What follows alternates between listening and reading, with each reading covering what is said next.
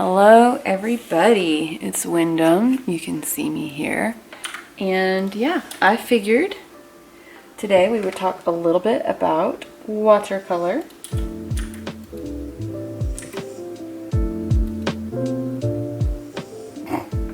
Okay, I just got a text from Cole and it made me laugh.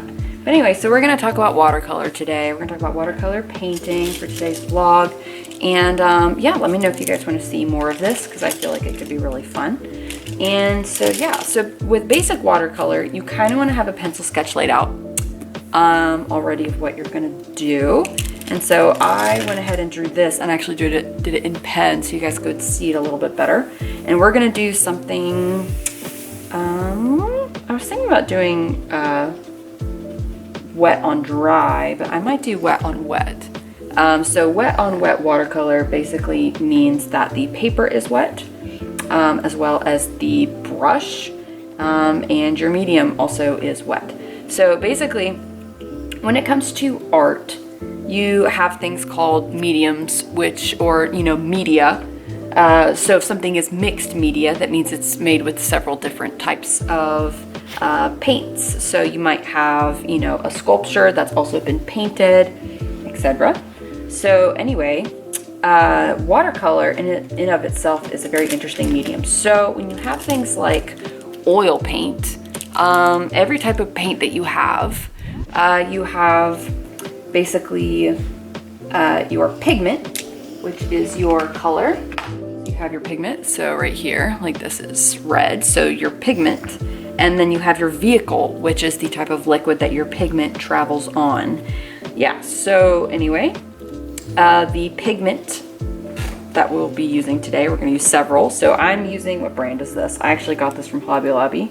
So Master's Touch. I've used a bunch of different types of watercolor paints. I do enjoy Master's Touch. It's not amazing, but it's not the worst watercolor paint that I've ever used. But with watercolor, again, it's traveling along the vehicle of water. Acrylic also, I think it's water-based, which is why acrylic paint can wash off. So you need to be careful not to get your acrylic paint wet. But yes, anyway, so we're just kind of going to be vibing today, and I'm going to be painting this. So probably just be kind of relaxing, and I'll probably speed it up. So yeah, enjoy.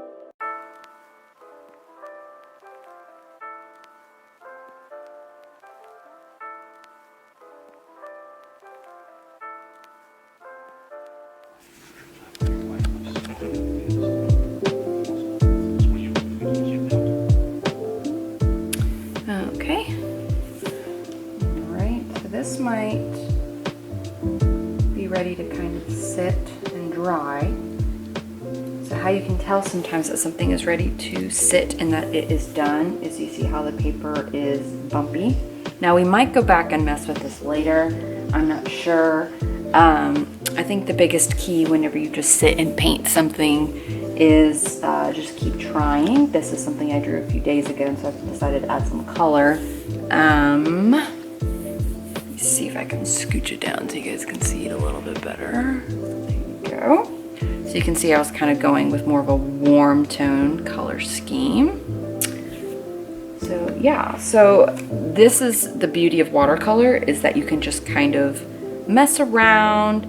You can kind of, you saw how the colors spread. So like when you're using wet on wet, my paper was wet, you saw me spray it, and then I literally took colors and I dotted them and then I kind of spread them into each other. So the beauty of if you do wet on wet is you can, first of all, you see how all these colors kind of blend together. And up here, you've got to be careful with wet on wet, because if you do it when your paper is too wet, you kind of get a muddy color going on right here. We'll see how that dries. Now, watercolor, it always dries a lot lighter than you painted it. And you can see over here, this kind of looks like a nice transition of some colors in here, some kind of flowy lines. And over here is kind of more organic shapes to kind of make a background. And so we'll see if I end up liking this whenever it dries. I might go in and I might add some details in the face. But overall, this was just a little fun watercolor exercise.